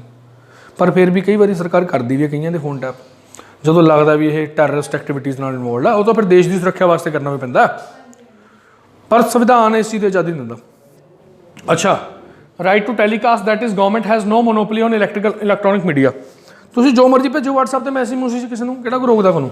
ਫੇਸਬੁੱਕ 'ਤੇ ਜੋ ਮਰਜ਼ੀ ਲਿਖੋ, ਪਰ ਐਂ ਵੀ ਉਹ ਖਿਲਾਫ ਮਤਲਬ ਭੱਦੇ ਸ਼ਬਦ ਨਹੀਂ ਹੋਣੇ ਚਾਹੀਦੇ, ਔਰ ਕਿਸੇ ਦੇ ਖਿਲਾਫ ਨਹੀਂ ਹੋਣਾ ਚਾਹੀਦਾ, ਕਿਸੇ ਦੀ ਰਿਸਪੈਕਟ ਨੂੰ ਡਾਊਨ ਨਹੀਂ ਕਰਨ ਵਾਸਤੇ ਹੋਣਾ ਚਾਹੀਦਾ, ਝੂਠਾ ਐਲੀਗੇਸ਼ਨ ਨਹੀਂ ਹੋਣਾ ਚਾਹੀਦਾ ਕਿਸੇ ਦੇ। ਬਈ ਜੇ ਮੰਨ ਲਓ ਕਿਸੇ ਨੇ ਬੰਦ ਡਿਕਲੇਅਰ ਕਰਤਾ ਵੀ ਬੰਦ ਹੈ ਜੀ, ਪਤਨਾ ਬੰਦ, ਪੰਜਾਬ ਬੰਦ, ਤੁਸੀਂ ਇਸ ਚੀਜ਼ ਦੇ ਖਿਲਾਫ ਜਾ ਕੇ ਆਪਣਾ ਕੰਮ ਕਰ ਸਕਦੇ ਹੋ। ਉਹ ਅੱਡ ਗੱਲ ਹੈ ਵੀ ਗੁੰਡੇ ਗਾਂਡੇ ਆ ਕੇ ਤੁਹਾਡੇ 'ਤੇ ਹਮਲਾ ਕਰਦੇ, ਤੁਹਾਡੀ ਜਾਨ ਲੈਣ ਨੂੰ ਅਲੱਗ ਚੀਜ਼ ਹੈ, ਉਹਦਾ ਕੋਈ ਗਰੰਟੀ ਨਹੀਂ, ਉਹ ਤਾਂ ਬਾਅਦ ਦੀ ਗੱਲ ਹੈ, ਫਿਰ ਕੇਸ ਲੜੀ ਜਾਣਗੇ ਤੁਹਾਡੇ ਘਰ ਦੇ। ਪਰ ਤੁਸੀਂ ਉਸ ਟਾਈਮ ਖੜੇ ਹੋ ਕੇ ਕਹਿ ਸਕਦੇ ਮੈਨੂੰ ਮੇਰਾ ਭਾਰਤ ਦਾ ਸੰਵਿਧਾਨ ਇਸ ਬੰਦ ਦੇ ਖਿਲਾਫ ਆਵਾਜ਼ ਉਠਾਉਣ ਦੀ ਆਜ਼ਾਦੀ ਦਿੰਦਾ। ਉਠਾਓ ਜ਼ਿਆਦਾ, ਫਿਰ ਮੇਨ ਇਕੱਠੇ ਹੋ ਕੇ ਆਣਗੇ ਪਰ ਸਾਰੇ ਲੀਡਰ, ਹੁਣ ਬਸ ਲੋਕ ਕੀ ਕਰਨਗੇ ਤੁਹਾਡੇ ਨਾਲ। ਅੱਛਾ, ਸਰਕਾਰ ਕੀ ਕਰ ਰਹੀ ਹੈ ਇਹਨਾਂ ਬਾਰੇ ਜਾਣਨ ਦੀ ਆਜ਼ਾਦੀ ਆਪਾਂ ਕੀ ਪਾ ਸਕਦੇ ਹਾਂ? ਸੰਨ 2005 ਆਈ ਸੀ ਰਾਈਟ ਟੂ ਇਨਫੋਰਮੇਸ਼ਨ। ਚੁੱਪ ਰਹਿਣ ਦੀ ਆਜ਼ਾਦੀ, ਕੋਈ ਤੁਹਾਨੂੰ ਧੱਕੇ ਨਾਲ ਲਿਖਿਆ ਸਕਦਾ, ਬੋਲ ਬੋਲ ਬੋਲ ਬੋਲ ਬੋਲ, ਕੁਛ ਤਾਂ ਬੋਲ, ਹੋਰ ਸੁਣਾ, ਬੋਲ, ਨਹੀਂ ਇੱਦਾਂ ਥੋੜ੍ਹੀ, ਨਹੀਂ ਮੈਂ ਚੁੱਪ ਰਹਿਣਾ ਚਾਹੁੰਦਾ, ਚੁੱਪ ਰਹੋ। ਨਿਊਜ਼ਪੇਪਰ 'ਤੇ ਕਿਤੇ ਪ੍ਰੀ ਸੈਂਸਰਸ਼ਿਪ ਨਹੀਂ ਲੱਗੂਗੀ। ਅੰਗਰੇਜ਼ਾਂ ਦੇ ਟਾਈਮ 'ਤੇ ਜਿਹੜੇ ਨਿਊਜ਼ਪੇਪਰ ਹੁੰਦੇ ਸੀ ਨਾ, ਉਹਨਾਂ 'ਤੇ ਪ੍ਰੀ ਸੈਂਸਰਸ਼ਿਪ ਲੱਗਦੀ ਹੁੰਦੀ ਸੀ। ਨਿਊਜ਼ਪੇਪਰ ਛਾਪਣ ਤੋਂ ਪਹਿਲਾਂ ਸਰਕਾਰ ਨੂੰ ਦਿਖਾਉਣਾ ਪੈਂਦਾ ਸੀ ਜੀ ਆਹ ਛਾਪਿਆ ਜੀ, ਛਾਪਦੀ ਹੈ ਜੀ। ਸਗੋਂ ਤੁਸੀਂ ਮੰਨੋਗੇ ਨਹੀਂ, ਜਦੋਂ ਨਿਊਜ਼ਪੇਪਰ ਛਾਪਣਾ ਹੁੰਦਾ ਸੀ ਨਾ, ਉਹ ਤੋਂ 2 ਦਿਨ ਪਹਿਲਾਂ ਦਿਖਾਉਣਾ ਪੈਂਦਾ ਸੀ ਸਰਕਾਰ ਨੂੰ ਉਹ 2 ਦਿਨ ਪਹਿਲਾਂ ਜਿਹੜਾ ਨਿਊਜ਼ਪੇਪਰ ਉਹਦਾ ਮਤਲਬ ਹੀ ਕੀ ਰਹਿ ਗਿਆ। ਅਰੇ ਤੁਹਾਨੂੰ ਲੱਗਦਾ ਵੀ 2 ਦਿਨ ਪਹਿਲਾਂ ਹੀ ਉਹ ਦੇਖ ਲੈਂਦੀ ਹੋਣੀ ਸਰਕਾਰ, ਟਾਈਮ ਹੁੰਦਾ ਹੋਣਾ ਉਹਨਾਂ ਕੋਲੇ। ਡੀਸੀ ਕਹਿੰਦਾ ਹੁਣ ਰੱਖ ਜਾ ਯਾਰ, ਦੇਖ ਲੂੰਗਾ ਮੈਂ, ਹफ्ते बाद आई। फिर उसने कहना आज की ताज़ा खबर, हफ्ते पुरानी सड़ी हुई बासी खबर, है ना। तो राइट टू डैमोनस्ट्रेशन और picketing but not right to strike. ਤੁਹਾਨੂੰ ਜਿਹੜਾ ਆਰਟੀਕਲ 19 ਹੈ ਇਹ ਸਭ ਵਿਚਾਰ ਵਿਅਕਤ ਕਰਨ ਦੀ ਗੱਲ ਹੋ ਰਹੀ ਹੈ ਨਾ। ਤੁਸੀਂ ਡੈਮੋਨਸਟ੍ਰੇਟ ਕਰ ਸਕਦੇ ਹੋ, ਕਿਸੇ ਚੀਜ਼ ਦੀ ਖਿਲਾਫਤ ਕਰ ਸਕਦੇ ਹੋ, ਵਿਰੋਧ ਕਰ ਸਕਦੇ ਹੋ ਕਿਸੇ ਚੀਜ਼ ਦਾ, ਪਰ ਸਟ੍ਰਾਈਕ ਕਰਨ ਦਾ ਅਧਿਕਾਰ ਨਹੀਂ ਮਿਲਦਾ। ਕਿਤੇ ਐਂ ਕਹੋ ਵੀ ਸਾਨੂੰ ਤਾਂ ਸਰ ਸਟ੍ਰਾਈਕ ਦਾ ਮਤਲਬ ਕੀ ਹੁੰਦਾ ਹੈ? ਹੜਤਾਲ। ਹੜਤਾਲ ਕਰਨ ਦਾ ਅਧਿਕਾਰ ਨਹੀਂ ਦਿੰਦਾ ਆਰਟੀਕਲ 19। ਫਿਰ ਤਾਂ ਲੋਕ ਹੜਤਾਲ ਹੀ ਕਰਦੇ ਰਹਿਣਗੇ। ਤਾਂ ਆਰਟੀਕਲ 19 ਸਮਝਾਇਆ ਮੈਂ ਤੁਹਾਨੂੰ। ਆਰਟੀਕਲ 19 ਦਾ ਵੀ ਆਊੜਾ, ਇਹ 4 ਚੀਜ਼ਾਂ ਹੁੰਦੀਆਂ ਨੇ। ਬਾਕੀ ਦੇਖ ਲਓ, ਬਿਨਾਂ ਧਿਆਨ ਤੋਂ ਇਕੱਠੇ ਹੋ ਸਕਦੇ ਹੋ। ਪਰ ਜੇ ਮੈਜਿਸਟ੍ਰੇਟ ਚਾਹੇ ਤਾਂ CRP ਦੀ ਧਾਰਾ, CRPC ਦੀ ਧਾਰਾ 144, CPC ਦੀ ਧਾਰਾ 144 ਜਾਂ IPC ਦੀ ਧਾਰਾ 141 ਦੇ ਤਹਿਤ 5 ਜਾਂ 5 ਤੋਂ ਵੱਧ ਬੰਦੇ ਦੇ ਇਕੱਠੇ ਹੋਣ ਤੇ ਰੋਕ ਲਾ ਸਕਦਾ। ਇਹਦੀ ਐਕਸੈਪਸ਼ਨ ਹੈ। ਕਲੀਅਰ ਹੋ ਗਈ ਗੱਲ? ਅੱਛਾ, ਭਾਰਤ 'ਚ ਘੁੰਮਣ ਫਿਰਨ ਦੀ ਆਜ਼ਾਦੀ ਮਿਲੀ ਹੋਈ ਹੈ ਸਾਰਿਆਂ ਨੂੰ, ਆਪਾਂ ਘੁੰਮ ਫਿਰ ਸਕਦੇ ਹਾਂ। ਪਰ ਜੇਕਰ ਸਰਕਾਰ ਚਾਹੇ ਤਾਂ